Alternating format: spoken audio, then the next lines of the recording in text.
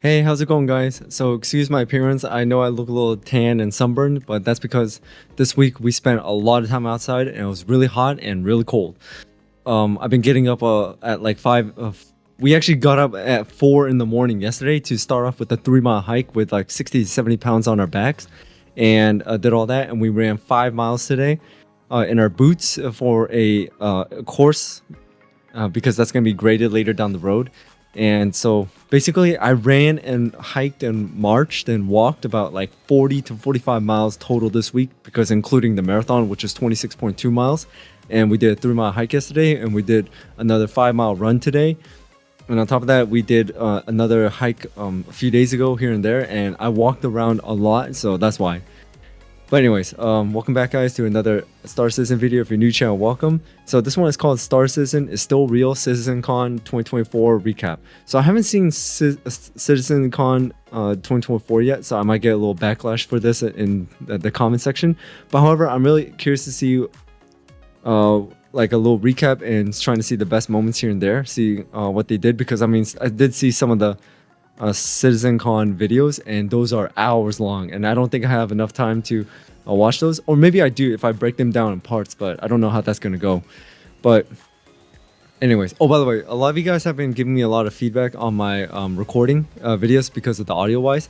So I did a lot of like experimenting and testing around here and there, and it took a few hours, but however, I managed to increase the quality of the audio being captured in the video, so you guys should be able to hear better hearing quality audio.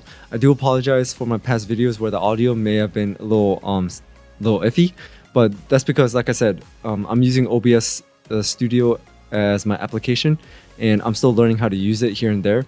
So that's why. So please bear with me. But however, I'm still working on it. I'm still testing. But however, I managed to increase the audio quality, and we'll just see how it goes from here. So thank you guys so much for your patience and understanding, and also the feedback you've been giving me, because that's actually how I'm learning, and that's how I'm actually finding all these videos, because of you guys. So without anything else, let's just jump into the video. Hey guys, Level Cap here. CitizenCon 2024 just wrapped up, which is the yearly massive convention for Star Citizen. Chris Roberts was there, many developers were there showcasing Chris Roberts. panels. A lot of you guys have been saying the name that was being used in the Squadron 42 when they were like filling out the application, there was like a little joke here and there. So it's because, like I said, I just didn't know who he was. Over 2 days, comprising of about 14 hours-ish of live streaming information and content.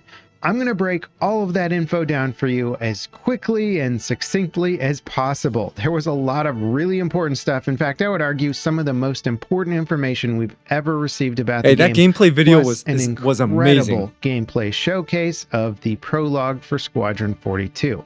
Let's dive into it. Starting off the convention in usual form, we had Lando to warm up the crowd. Then, of course, Chris came on stage to do the thank yous and stats and talk about how great the community was.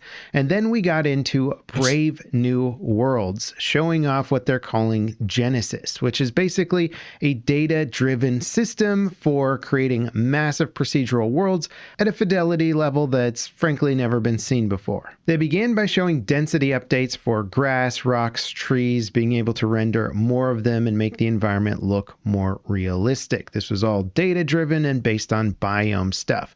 They also talked about increasing biome variation, not just across the planets, but in smaller chunks, so that when you're exploring around, you're not just only going to see trees, but you will see that morph into different styles of biomes in smaller areas. A big portion of the presentation was talking about foliage growth, scaling plants and trees up, making them look more realistic, and using terrain and planetary data to create much more accurate placements where things should exist, creating just a much more realistic looking and laid out planetary system. They talked about pushing a lot more of this tech onto the GPU instead of the CPU for faster propagation of assets on the client side. At a glance, it wasn't immediately clear how much stuff had changed, but when they started doing the comparison shots, the difference was massive. That said, I did notice a little bit of floating rocks and tree popping still shown in some of the videos, so it's not perfect, but it is a huge improvement. They then Hey, I mean, that's how it usually is. When you work on something, you don't of course, there's gonna be like a few bugs and a few like criticisms here and there. You know how like when you buy a new video game, you're like, hey, there's a bug in this, and then next thing you know, the next update fixes it. So I do understand that up to a point. But however, if you see improvements and you actually see the people actually working to fix it, that's all good for me. But unfortunately, there's some people that will just literally complain about everything. And moved on to show new biomes like the swamp, which featured more interactive water with players moving through that water and even pushing looks great. floating logs out of the way. They then showed off jungles with I don't know why, but the water movement, like going through the swamp at that high, kind of reminds me of Arthur Morgan and Dutch Van der Linde in Red Dead Redemption 2 when they were doing that night mission in the swamp and then they got attacked by that big alligator. I still remember that. That was a really scary mission. But however, I really like how you can see the realistic of the water, the ripples in the water when you're moving. So that's what I really liked about that game, because it really focused on just the small details, and that's what made the game so great. So let's see how Star Citizen and Squadron 42 does. Insanely dense foliage and plant propagation happening even on tree trunks and tree branches. Looks like Then Vietnam. they showed off redwoods, which I think was one of my favorites, featuring massive sequoia trees, ferns, redwoods. And a nod to the Star Wars speeder chase scene, which, I mean, it just looked fantastic. There's more. Yeah, it really does remind me of the speeder chase scene in Return of the Jedi on the Endor moon.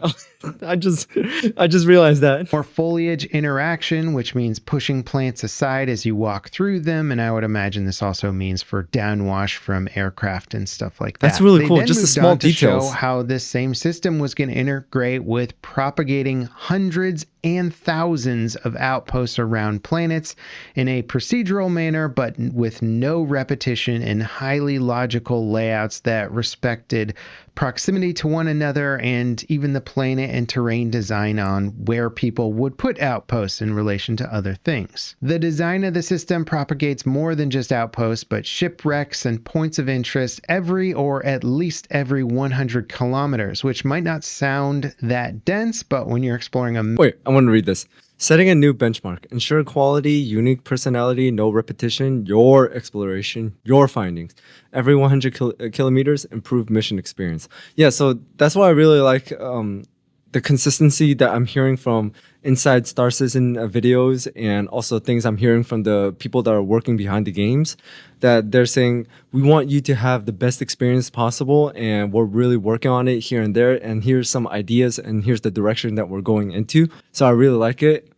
And also I do remember that commercial where it says, what if you can go anywhere, you could be wherever you want, and things like that. So I really like how they're keeping that one goal, consistent goal, and they're just constantly going down the same path instead of saying, all right, you know what, we're going to go in a new direction. So that's what I really like about the people working behind Star Citizen, personally.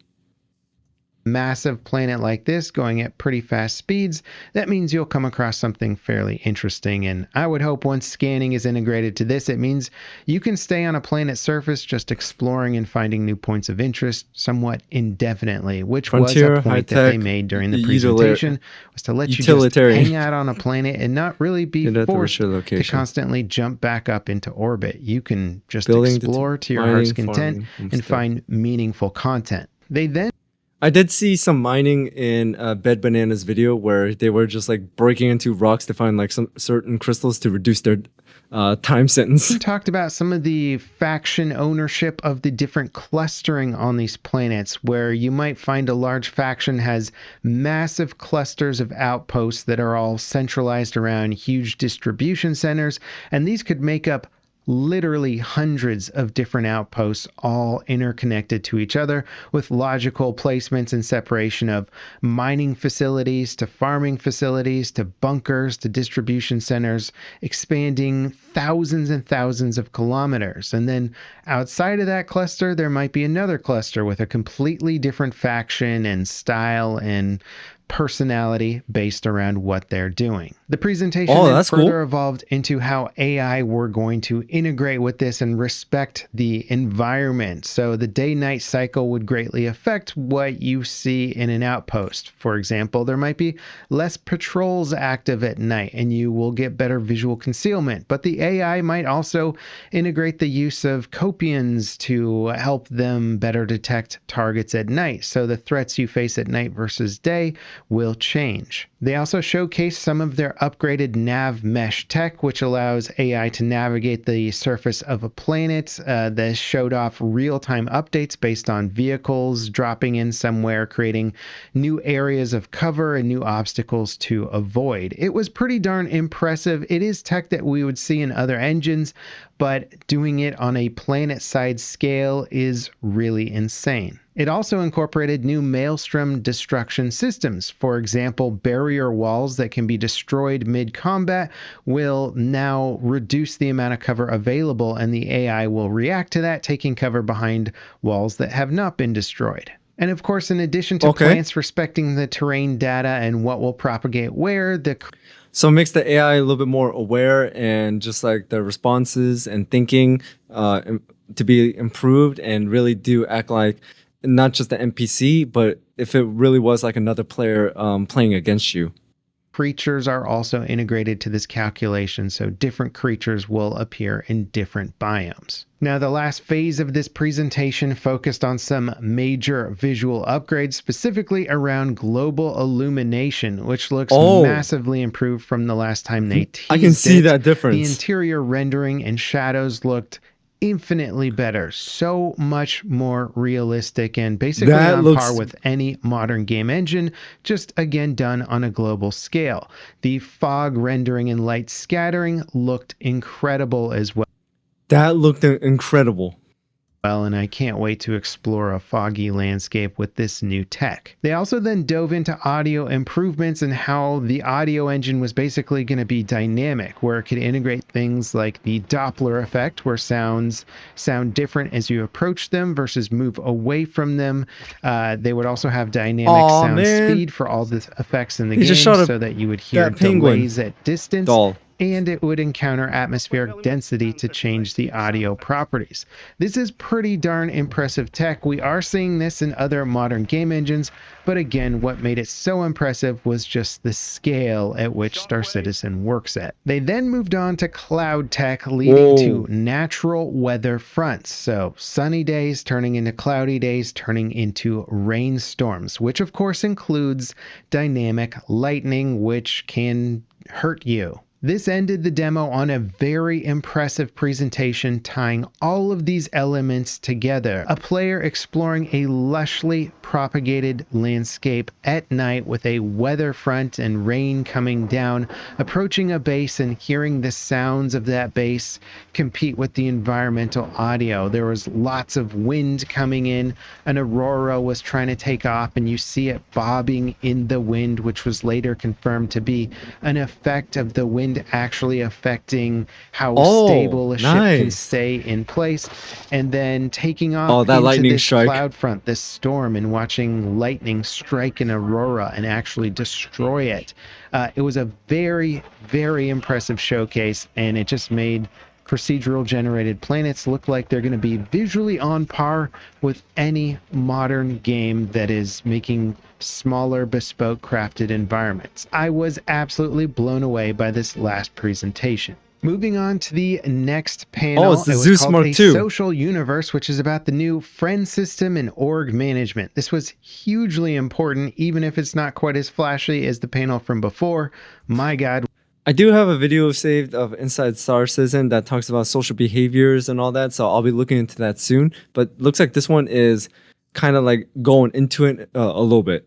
Will this be a massive quality of life upgrade? They started off by showing the new and improved friends list system, which had a block feature list. It showed locations of your friends, whether or not they're online. You could write notes about people saying like, hey, this was that guy I met during the mission on Microtech. It integrates with Spectrum. It even shows if some of your friends are on Spectrum versus in-game, and you can add favorites to the list. The info here was above and beyond most other friends list systems I've seen. beacon. This then evolved into the showcase of the party system, which again shows the locations of party members, but it even sorts them down to the spaceships that they're in and categorizes them. So you can look at a spaceship and see the 5 members that are in that spaceship and what position they're in, whether they're piloting or gunning. It's pretty darn impressive. This then moved on to the new party finding tab, basically looking for group on steroids. It featured a massive list of groups that were available to join, and you could even filter through them by all kinds of options. It would show what contract the party is doing, how many players are, them down to the spaceships that it did it again. are gunned by all group. And so yeah, so sorry guys, sometimes the internet does that a little bit, but I hope you guys do understand.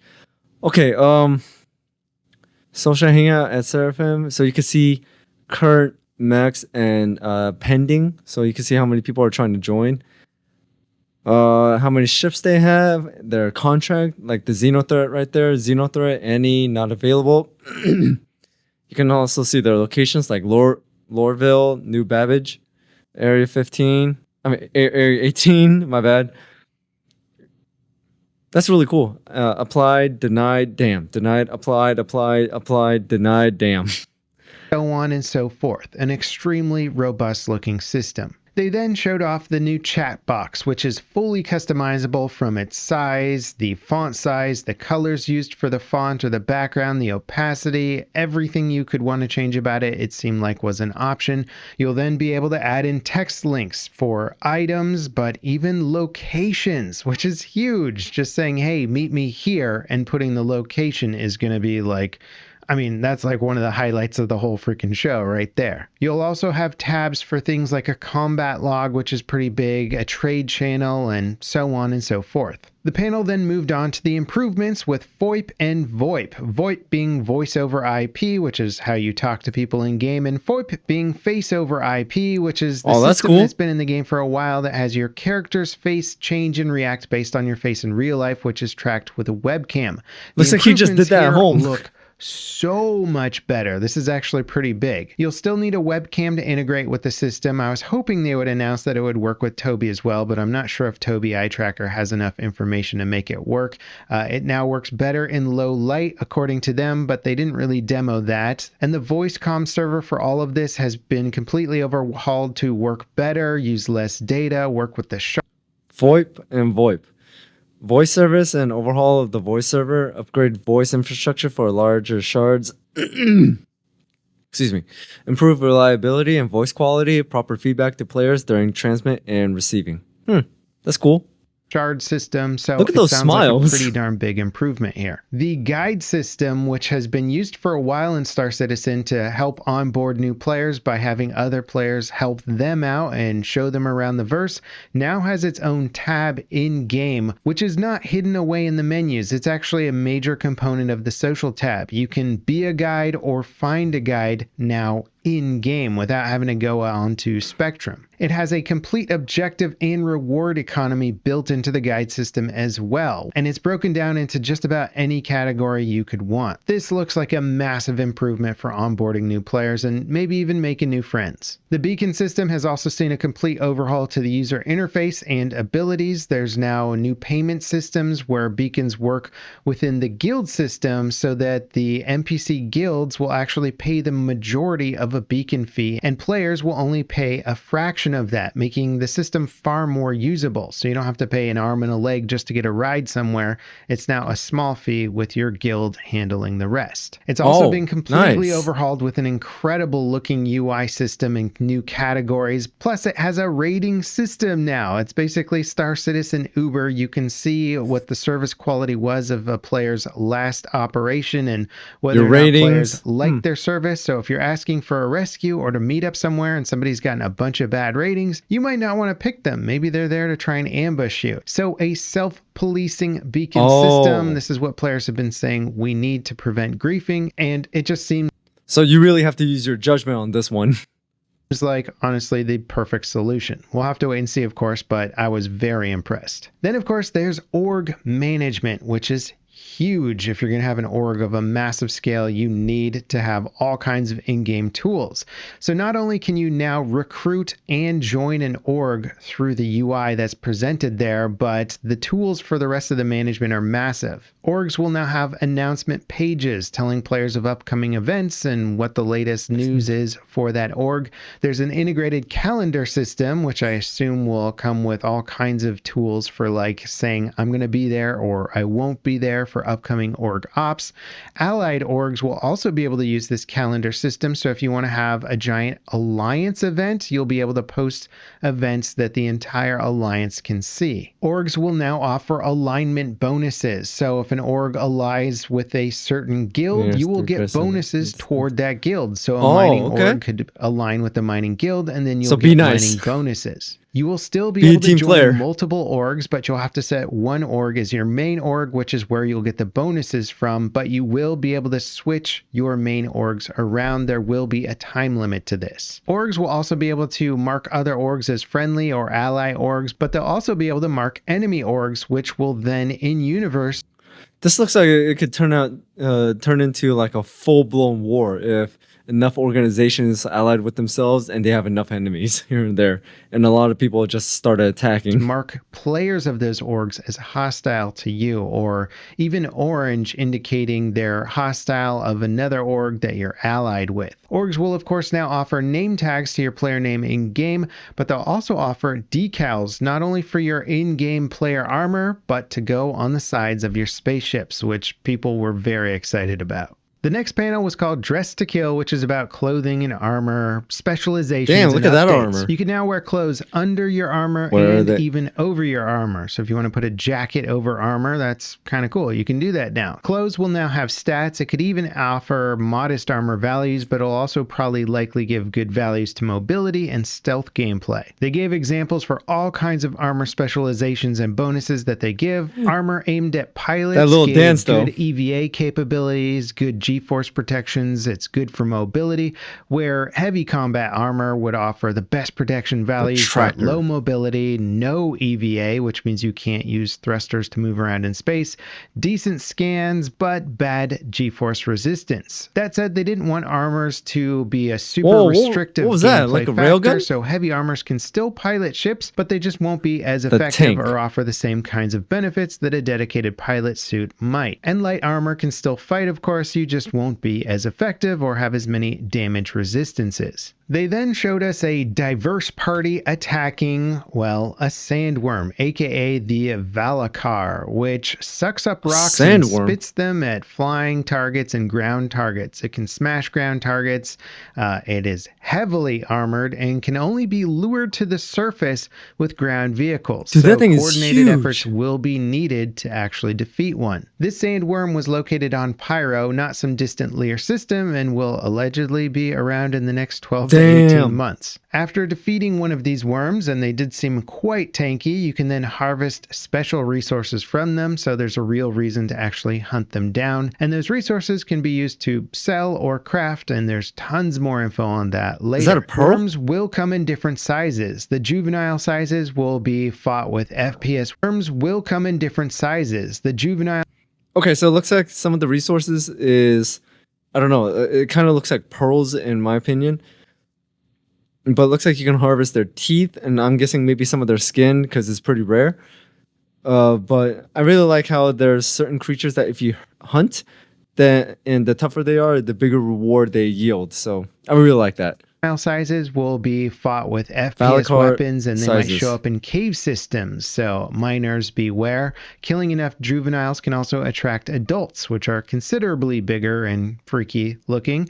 Apexes, like the giant one shown in the demo, will move around on the surface of the planet, creating sort of dust storms when they move, so you'll actually be able to track them. The Valakar, aka Mega Worms, will have different types depending on where you find them. The jungle ones might look more like serpents, serpents, where if you find one in a cave, it could look like this creepy bastard Looks right like a here. cobra. We then moved on to the Beyond Pyro panel, which gave us our first look at the Nyx system, which will be the next system after Pyro. It's a small lawless system that borders Vandal space, so we can expect Vandal raiding parties. It has a sprawling black dust cloud that makes sensors less effective and reduces visibility pretty much system-wide. Delamar is back, if you're an old enough player to remember this location, and it's actually an asteroid now instead of a small planetoid. Its integrated base, Levski, looks amazing with a hole bored all the way through the entire asteroid. The hangars are actually integrated into that borehole, and it just looks super cool. Every time they showed it, I was like, I want to go here as soon as possible. The interior was shown off, and it looks pretty similar to the original time we got to see it, with some updates, and of course they're keeping the rich history of this location. They then moved on to show off the future missions cargo that services we can expect around the verse, which included missions that we can partake in Area 18, which will involve going into the Municipal Works Access area and basically dealing with gangs and combat situations and all kinds of cool looking missions. Many of these missions will take place in instanced locations, which is a big deal. This means no outside interference while you're running a mission solo or with a party. There'll also be multiple levels of difficulty as you increase your reputation with the guilds. That's good to hear, because there's been instances where I played games like what was it? The Division, I think, where I'm doing like a mission, and next thing you know, there's always like some of those players that will like really just interfere, and then I'm so close to completing, and then, you know, they decide to mess it up. That offer these missions, allowing you to access deeper areas of these regions and likely fighting bigger bad guys, but also getting bigger rewards. This same concept will be carried out in other landing zones, offering bespoke, cool-looking instanced mission gameplay. They then revealed the fourth system that will be added to the game, Castra. Wait, I want to read this. Nyx system. System discovered and all that. Discovered by... Oh, so when it was discovered and who discovered it. Stanton system, Pyro system, Castra system. This system has a pretty cool history of being a military staging system on the border of Xi'an space. Dead and coreless. Since tensions with the Xi'an have more or less de-escalated, it's not really supposed to be a heavy-use military base anymore, although it is still massive with giant orbital cannons and, you know, javelin destroyers flying around, so it doesn't look like a pushover or anything like that. This base is called Sherman, and it's located on Castra 2. They showed a... I do have a video that talks about Sherman Station, so I'll be looking into that soon, so keep an eye out for that video, guys. Pretty lengthy video of the pre-production look at this location, and honestly, I don't know what CIG thinks pre-production means, because it looked pretty final to me. The planet has an impressive ground layer of clouds and also a higher level cloud layer, creating a really cool looking sort of cloud sandwich and very alien feeling to the space. They then finished off day one with a Squadron 42 prologue. This was a live gameplay demo of Squadron 42's first mission that is more or less an hour long. And we have seen clips of this before, especially at last year, but we haven't seen the full playthrough, and honestly, it was incredible. They also announced that Squadron 42 will feature 30 to 40 hours of gameplay, which confirms rumors from before, and if it keeps up this visual quality and cinematic level throughout those 30 to 40 hours, it could be one of the most richly detailed game experiences, period. The prologue was very heavy in cinematics and a little bit lighter on gameplay, but in my opinion, the camera work, the writing, the acting made it one of the better space battles that I've seen in a video game or film alike. It was incredible. It was like watching your favorite episode of Battlestar Galactica, just truly AAA level graphics and acting and everything. Sadly, because Chris really wanted to push for the prologue to be played live on stage, there were several crashes during the prologue sequence, which really sucked. Allegedly, he really pushed for that because all the times they tested it prior, it worked without a hitch, but I guess they tried it on a different PC for the demo.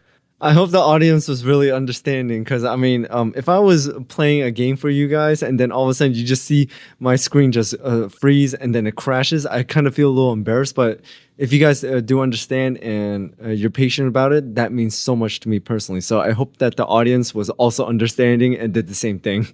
And there were issues. Shortly after this presentation, the team went back to their main offices, recorded the demo on a single playthrough, first try, and uploaded it immediately to YouTube just so that they could show that it wasn't quite as buggy and to give the public a better uncut representation of the gameplay. As the prologue finished, we got hit with a Squadron 42 release day, which was not what anyone was expecting. 2026, no further detail given. This was a huge So when I said 2026 is far away, some of you guys just said, "Hey, 2026 isn't that far away." Excuse me, we're still in 2024. And the thing is, we don't know when it's in 2026. So that's, in my opinion, that's still far away because that's like what, almost 2 years? Well, depending on what month it is in 2026. But hey, you can get a lot done in between that amount of time. So I don't know why some of you guys were saying it's not that far away. I mean, to me, it's far away. let down. There's no other way to put it. The game was announced feature complete and entering a polished phase last year, so I don't think anybody was expecting entering polished phase to mean 3 more years of development. And it was quite difficult to end what otherwise was a pretty impressive day one on such a down note of just a huge delay on what everybody was expecting. Day 2 began on a pretty great panel and honestly maintained excellent momentum. What is crafting? Why it matters. Professions and progression, resource gathering, crafting, customizing, upgrading, and building. Whole way through. Starting off with crafting, which is going to be a major component of. To be honest, if I did play this game, I kind of want to build an industrial empire, to be honest. The Star Citizen universe, they first kind of define how you gather resources, whether it's through mining, salvaging, hunting animals, or even extracting them directly out of the ground using base building gameplay. You could then trade or sell those resources that you gathered or use them in crafting, which you could then use or sell the items that you craft. Players will need to plug in blueprints to various crafting machines to make specific items. You can find blueprints by looting. You can get them as rewards for things like progressing through your guild reputation or missions, and some of them you can just buy from stores. You can also upgrade blueprints through a research mechanic to improve the item production quality. Now On that top of is this, really the cool. materials that you use for crafting will also affect the outcomes, and you will have different material quality levels. So using a high-end rare material versus a low-grade version of that will give you different results, aka weapons with better rates of fire, reduction to wear and tear on your gear, and all kinds of additional stuff. Even the number of craftable items you can make can be a result of the quality of the materials you use. There was tons of examples of in-depth item stats. It very much reminded me of action RPG or MMO stats, just without, adding lightning damage or something like that. And you'll even be able to craft food items with better materials, which will give you food that has better properties to it, which I thought was kind of cool. Craftable items will have tiers as well, and you'll even be able to upgrade an item from a lower tier to a higher tier. So not just weapons, you could do it with food. I guess better quality food that will give you like better stats, better aid and things like that. So that's really cool to watch as well, because I mean, weapons is one thing, but doing it for food, that's another. Higher tier items will have stats, and spaceships will have tier levels. In fact, any store-bought spaceship will be tier 1. And again, you can unlock higher tier blueprints through research mechanics. Vehicles can have up to 5 tiers. Refining will also have its own blueprint system, so getting better refine levels and better outputs will require upgrading and researching those blueprints. To craft items, you will use crafting machines and plug your resources and blueprints into those machines, and there will be different types of those crafting machines for different types of craftables. There will also be different sizes sizes and tiers for these machines. The smaller machines that could, say, make handheld weapons and food items can be kept in hangars, on ships, inside your bases, which of course made me think about really cool ships that can fly around and craft on location. I think that would be pretty dope. There's also going to be over 1,000 blueprints, and players are encouraged to specialize, at least at the start, since learning blueprints and researching is going to be time intensive and require a lot of learning around it. So rather than trying to tackle everything at once, master a specific area while maybe your friend focuses on another area. This, of course, then evolved into talking about base building, giving us our first look at a basic level building of an outpost. Oh, I'm interested in this. More or less your cabin in the woods. The low-level base building is going to be accessible to pretty much all players, with the basic building machine being able to fit in something as small as a cutter. This construction machine uses drones to build. There will be small, medium, large, and extra large versions of drones capable of building different size structures, and the larger the drone, the faster it can build. These construction machines will need resources to build. You can start building something before you have all the resources, but it will stop and need to be resupplied. Now, this is something I like, because one of my favorite games that I played is Frostpunk. And Frostpunk does have something like this where you place buildings and build your base up and your city. So I kind of like those kind of city building games as well. Along the way if you don't have them all to begin with, and it can even take supplies from the surrounding areas that you have designated for it to use, which is pretty darn cool. These construction devices will also have survey tools and placement tools that looks really cool, kind of like an RTS. There will be restricted areas that you can't build on, whether or not it's because it's the side of a steep mountain or because it's a preserved forest area or something like that. There will be certain rules to this, and you'll have to play within those rules. It seems like generally flat ground is going to be more desirable. Buildings and structures will need a power source. The cheapest power source is going to be a fuel generator, but there's also going to be things like solar power and geothermal power as well. Fuel generators will need to be refueled and maintained by replacing capacitors, and I think most of the base is going to need basic maintenance of capacitor replacement and potentially more beyond this. One of the main benefits of having a base is that they can place down extractors, which can be used to extract specific resources from the ground, which will then be used for trade and crafting. The power management overview lets you turn buildings on and off, maybe better manage your power supply and set rules for your base. You can add furniture, of course, into the interior of your buildings, and you can even lock it in place so that other players can't move it around or mess up your layout, or give specific access to, say, org or party members to manage your base for you. Now, the panel didn't stop there with your little cabin in the wood base. They moved on to the industrialized version of bases, basically bigger. This started off with showing a construction hub, which is a giant tower. This is really which interesting. Looks awesome and gives you a huge high overview of your entire construction area, which is then used in a similar manner as the construction module from before to build bigger areas with special construction options. And allegedly this tower here had to be constructed with a bigger construction vehicle. So I think probably a pioneer. That's really cool. Although they didn't specifically say what was needed. Now, for the sake of the demo, the construction speeds were sped up, but they indicated that larger structures will take much longer to build and tons more resources. So this will be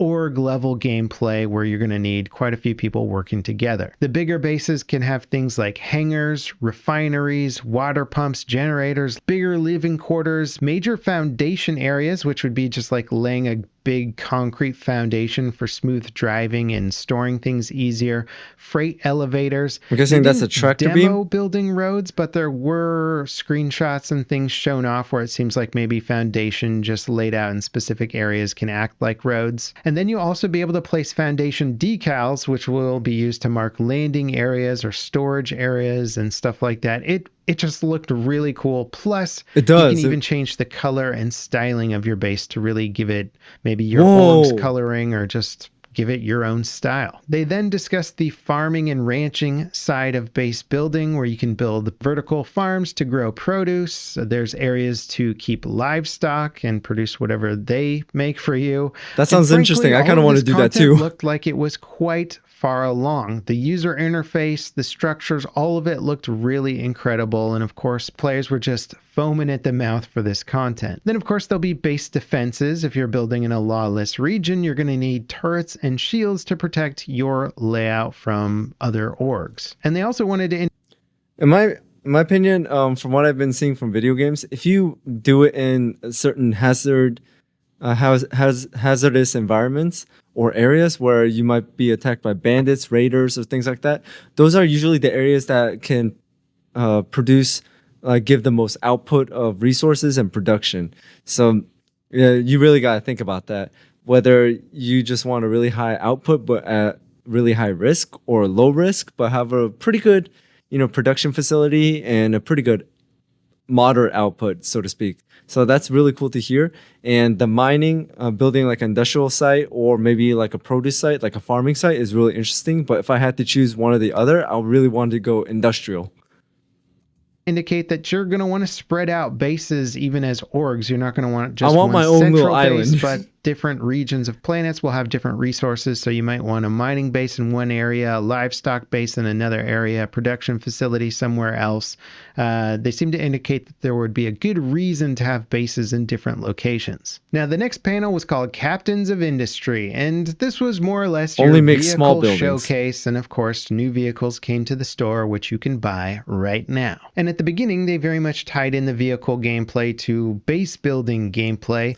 Base building vehicles. Every building has a size defined: small, medium, large, extra large. Construction drones have class sizes too.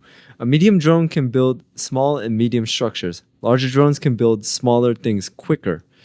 Parallel production: one drone, one structure, two drones equals two structures, and so on. Okay, so it looks like the bigger the drone, the faster it can build smaller size buildings, but however, only they can build like the large size buildings. So like a large drone, as it says, can build smaller things quicker, but only they can build the large buildings, I'm guessing. That's just my guess.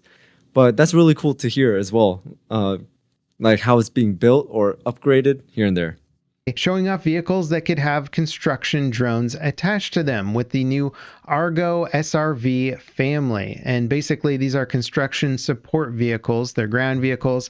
They have their own drones and own supply versions. The Argo CSV FM has two medium construction drones, 4 SUs of storage, and seems small enough like you could put it on any ship that has a basic hangar in the back. So more or less, they're giving upgraded construction capabilities to people who don't have construction dedicated spaceships. There's also the Argo CSVSM, which has 4 SUs of storage, and I'm not entirely sure what the purpose of the vehicle is other than assisting with construction in some way. I gotta say, I'm not totally sold on these little vehicles yet. It was hard to see how they offered major benefits over spaceships with integrated construction drones other than just providing construction means for ships that didn't have it already built in. They then showed off a pretty big ship, the Misk Starlancer, which is basically a huge version of the Freelancer. It has a build variant that comes with some pretty I think I beefy saw a ship construction commercial drones, for this, which was not on sale yet. It had a TAC variant, which has tons of guns and more combat options on it, and a Max variant for increased cargo. Oh yeah, I did see a ship commercial for that. So make sure to go. I forgot which video it was, but I did see the ship commercial. I guess you guys have to see them all so you can see my reaction to the ship commercial. Storage. It looks pretty cool, and it runs from a low 200s to around $300 for the tactical variant, and it's going to be flyable at IAE as far as I know, so you're getting to fly this one next month. They then showed off the Capital Class construction spaceship, the Pioneer. This was a ship that was put on a concept sale long ago, Consolidated well before they had Outland. even figured out how they were going to do planet-side construction, and of course they had to massively overhaul the design. Previously, it was supposed to turn into like a transformer and turn into like a mobile factory and build a base inside of the ship and then move on. They've redesigned it now so it doesn't really transform as much as it did before, but it's still pretty cool, and of course it got bigger in size. It now has 4 extra large construction drones, and this ship will be needed specifically to build certain structures. It can carry a massive amount of 1,000 SCU of storage. It has its own vehicle construction bay, so it can literally build its own small vehicles, and that includes fighters, maybe even medium fighters. I'm not sure what it's limited to, but it's like a mobile factory that can arm an army if you need to. It also has tons of internal fabrication machines for building armor and weapons and whatever else you could think of. Its landing gear are now resource extraction units, so you can actually land it on resource hotspots and extract the supplies directly from the ground. It is very much marketed as a mobile base. If you don't want to build a base, buy this ship and then you can fly your base around and set it down where you need to. That is really cool. Pretty darn Mobile impressed base with this ship. It also seems like it's quite a ways off. The Polaris, which is a massive combat ship designed to carry huge torpedoes and take out other capital class ships, was also shown off. Heavy emphasis on the interior this time around. It looked really incredible, and I think this one might also be flyable at IAE next month, but we'll have to wait and see on that. It's a really cool looking ship, and they've been working on it for quite a while. They then also did that vehicle silhouette tease of what's coming in the next 12 months. There's a whole bunch of stuff there. Definitely some clear variants of ships included in there and a bunch of unknowns. It's exciting, but we'll see. They only delivered about half of the ships on the previous tease from last CitizenCon. I really like how they did the silhouettes of presenting, so you could just see the out frame of the ships, but as to which company they are or what it is, still a mystery. So I like how they did that little tease. Now, the final panel on day 2 was about defining what Star Citizen 1.0 will alpha, be. This 1.0 is arguably release. the most important panel of the whole show, and it was about letting you know what you can expect for the end game and also drawing a line in the sand as to say, this is what we're offering at 1.0. And you now know what to expect, and it looks somewhat attainable. I recommend watching this panel on your own if you really want all the details, but I will break it down as best I can. Now, they had to start off the panel by addressing an important promise that they made long ago. During the early days of funding Star Citizen, they said they were going to deliver 100 different star systems for the launch of the game. However, that was before they offered fully explorable planets, and due to that massive increase in workload per planet, which meant a massive increase in workload per system, they just aren't going to be able to hit 100 systems for launch. However, they explain that because they're offering so much more per planet, the gameplay that they're offering compared to what was on offer before should actually be increased, and that they're going to limit Star Citizen to 5 total solar systems for the 1.0 launch. That's still pretty big. Planned after 1.0. And while you might expect players to be somewhat disappointed by this news, I think the reality of a 100 system universe became unreasonable so long ago that nobody was expecting it in the first place. So with that note out of the way, they then defined Star Citizen as being a game for everyone and what that actually means. People who want to have heavy PvP and org wars, players who want to run missions mostly and fight NPCs, but maybe with friends, but not engage heavy in PvP, and then players interested in the non-combat experiences in the game, whether that means doing cargo missions or building a base on a planet and selling and trading your resources. They then went into how guilds are going to be the backbone of all of these gameplay systems and will cater to all these different types of gameplay. For example, the United Resource Workers Guild will cater to industrial professions. Participating in industrial goals and missions will increase your reputation with this guild, which will unlock new missions, blueprints, and other kinds of opportunities within your profession or activities that you participate in. So the guilds will heavily tie into each type of gameplay in the verse, and they also paved a way for players soldier, to be bounty somewhat hunter, insulated from the other branches of gameplay if they want to be, but then also add in fun risk-reward mechanics for sort of going into areas. Oh, those are ships. I was like, what were they again? And then I read some of the names and then they all sounded familiar. Is where you might be exposed to, say, PvP, but you're still trying to follow your industry aspirations. They then detailed some of the other guilds like combat guilds and exploration type guilds, Man, it is huge. cargo running guilds, all these kinds of guilds that you can kind of align yourself with and run their missions. There was a lot of time spent showcasing how they were going to motivate player intentions using the guild system and crafting system, where they gave an example of something like a Hornet being a military ship. It wasn't going to be for sale in any of the ship shops, but if you were somebody who enjoyed PvP or flying spaceships for combat purposes. I like how there's different kind of missions, like bounty hunter, you can investigate, capture, or kill VIP. Soldier, rescue, defend a VIP, or kill VIP, kill all, recover items. Operatives, extract objects, investigate, access data. Combat pilot, scan objects, rescue VIP, defend VIP. So I like how every single one of them have their own strength and skills and some kind of missions they can do, and as to where they can do it. So that's really cool to see. And just like how different classes have certain strengths and weaknesses, but out of all four of these, I don't know, all four kind of sound interesting. I don't know which one I would choose. I would maybe choose the soldier, in my opinion.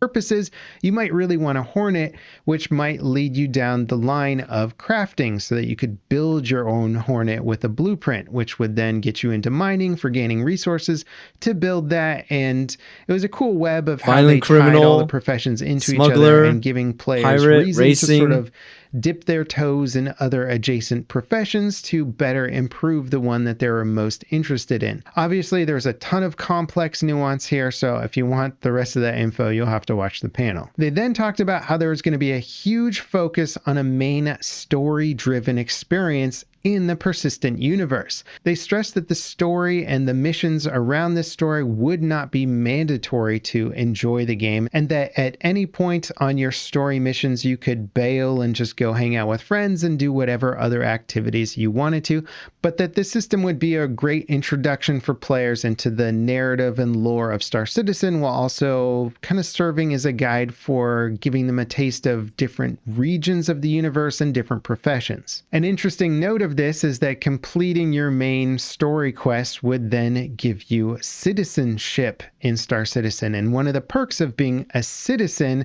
is the ability to claim land in specific areas of the verse. It's not to say that you can't claim land otherwise, but you will have restricted access based on your citizenship. And I would imagine that there will be other perks tied into this as well. They then announced that's how you claim land. The Terra system will be the 5th system at the launch with Star Citizen 1.0. Terra will also be heavily integrated with the narrative story campaign Terra in the persistent from universe, 2013. and it's a major system and has also become a major power in commerce, and some of that narrative will revolve around the politics of it competing with, say, the Sol system and grappling for galactic power. We didn't really get much visuals of cool. Terra, but it's going to be a Man, 2013, I was a sophomore in high school. Pretty large system with 4 major planets featuring wildly different biomes, from epic jungles to tropical paradises and spiky magma planets. It looks pretty dope. They then moved on to ship insurance, which is actually a pretty important part of the whole presentation. Claim timers. Basically, they talked about ship claim times, and that right now in the verse, 90% of current claim times in Star Citizen are for ships that have not been destroyed, but instead are just players trying to summon a ship to their current location. They're going to try and discourage this type of gameplay by increasing claim times to be more in line with the actual manufacturing times of a ship. So for larger ships, this means claim times would take a very long time, where smaller starter ships would still be pretty darn quick.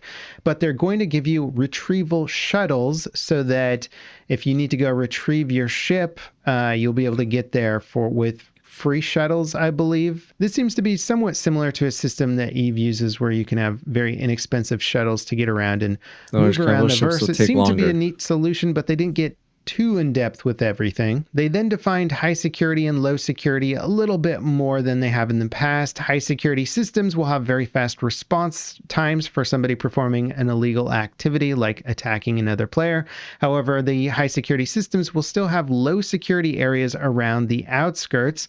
So if players want to do bad things out there, it seems like they'll be much more High security, accessible, faster and that the response time. security systems will escalate in force depending on the level of aggression required, which is already kind of how it works, but due to NPCs generally Makes being sense. somewhat brain dead due to server limitations and whatnot, I would expect this system to evolve significantly post-server meshing.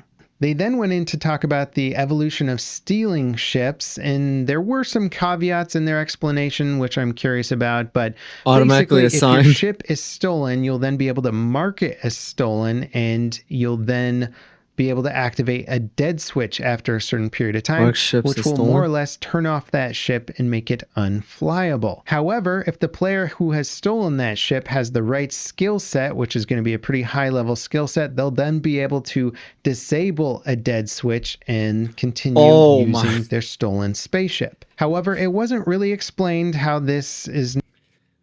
So only few people can go against that programming. So I'm guessing if they can disable the dead man switch, maybe you could put a bounty on it or something like that. But looks like they can either salvage it, dismantle it at a fabrication hangar. So you really have to act quick if your ship is stolen.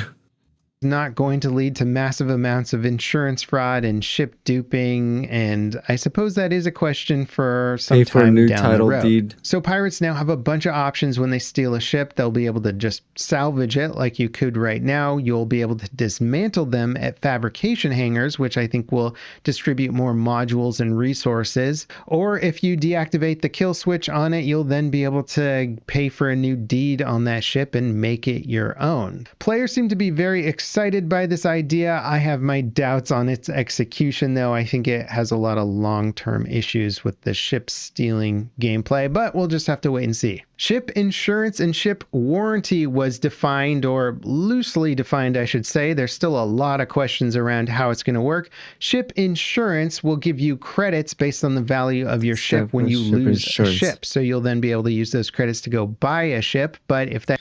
In one of the videos, I was joking about having insurance on ships, and what do you know? They actually do have insurance on ships. Man, that was crazy. I really was just joking, but they actually do have it. That ship is not for sale in your location or that system, Loss matters, you'll of have course. to buy something else or go somewhere else to buy the ship that you want. Ship warranty will give you a replacement of that ship, with the lowest level warranty just giving you the whole of that ship back, and the highest level warranty giving you that ship back with all of its components potentially and the interior decoration. There's a huge amount of questions around this, and they... Seeing how like Bed Bananas and Voidy Vids, I forgot what his channel name was. Seeing how there's so many like ship thefts, I'm guessing this is very highly recommended to have. So that way you can actually replace it instead of just going, damn, now I gotta spend more credit on a new ship. Actually answered a bunch on Spectrum after CitizenCon. So if you bought a ship with cash on the website and it has, say, 6-month insurance on it, you will then have to buy. Oh yeah, you more guys said this is crowdfunded, which is crazy too. But that ship will always have its warranty. So once you buy that insurance, you will get it back as the full whole of the ship and not just credits. And apparently all website purchased ships will only have the first level of the system. So if you want the high level that returns all your modules and decorations, you're going to have to pay more for that in-game. They then went into high-level org activities, which would be combat and base raiding, and why the heck do we even want to do this in the first place? They use Pyro as an example, which would be a high-interest system for orgs due to the high resources that are offered on these planets, and also the low security there, so they're going to have to basically get those resources, but defend them while they're getting them. Naturally, you're going to want to build bases on the sides of planets to extract those resources, and they're going to become big targets for other orgs or pirates to steal those resources because they take a long time to extract, a lot of money to build those bases. If you're a good enough pirate org, you could jump in there, defeat the defenses and steal those resources with potentially less effort than was needed to get them in the first place. So to defend your bases, not only can you have walls and weapons that were shown off before, but you can also build shields, which will make them at least temporarily invulnerable. But as far as my understanding goes, these shields will only be accessible to orgs that can assault and maintain control of shield distribution stations and then pay in the most resources to those distribution stations. This system will reset each week, meaning that different orgs can fight for shield resources. I honestly got a little bit confused while they were explaining how this whole system works, and even watching it back, I'm still a little confused on all the fine details of it. But basically, the goal is to create a finite resource that orgs are really going to want because it's going to give them a huge protection advantage, and now they will fight week to week for this protection advantage. And it does seem like a really cool system to encourage combat and fighting over resources. This then transitioned into super endgame org activities, which is building space stations, massive space stations. The Pioneer would be needed to build the very first construction platform to then further build these stations out. And they're going to be able to scale to pretty much as big as you want with an org. And they're going to be so big on the interior that they will have driving interior combat with potentially tanks and armored vehicles. And other orgs are going to be encouraged to not just destroy stations outright, but try and board them, steal resources from them, or even take them over. The reason why you might want a station, aside from becoming a major trade hub where ships can dock with it easier and transfer resources around a solar system or the whole galaxy, was that they'll also offer massive construction yards with the ability to build Bengal carriers, ships as big as a giant carrier. So basically, if your org wants the biggest and baddest resources, you're going to have to build them in a major space station, and you're going to have to defend that space station. There was a ton more info here about how stations work and all the different things you can build with them. That said, it does seem so far away that I stopped paying attention to all the nuance quite so closely, because it just seemed like we're 3 to 4 to 5 years out from actually getting to experience this content, but it did seem cool. They then wrapped up the event with Chris thanking the devs and the community and talking about the importance of 1.0 being a defined goal now, a line in the sand, and less of a nebulous idea of what Star Citizen was going to be and more of a concrete, this is what it will be. And to reiterate that Star Citizen is not meant to be a game that is finished at 1.0, but instead a game that continues on for the foreseeable future. Overall, I thought it was an incredible CitizenCon, with potentially the last panel being one of the most important ones for people excited about the future of the persistent universe.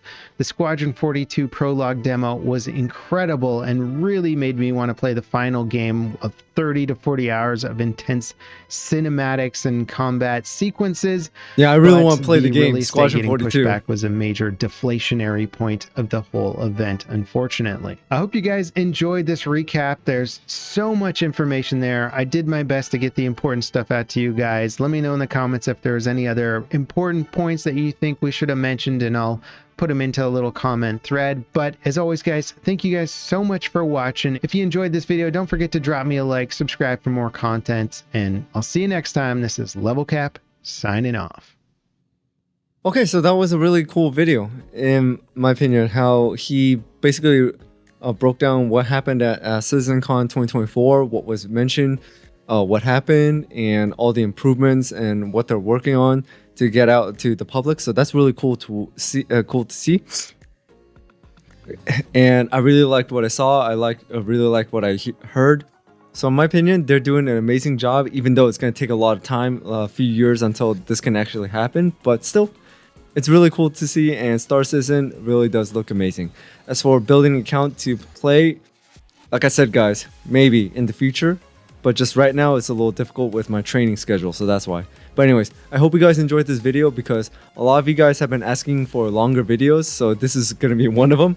But and as for any more longer videos, we'll just see what happens from here. So anyways, thank you guys for tuning in, and thank you guys for watching. That's all I got for today, and I really do appreciate you guys tuning in. Hit that notification bell so you know when I drop another video, and also shout out to all my members, subscribers, viewers. You guys are amazing. You guys are the reason why this channel keeps on going and why it's growing and why it's progressing. So thank you so much for that. I really do appreciate it. So without anything else, I'll see you guys next time.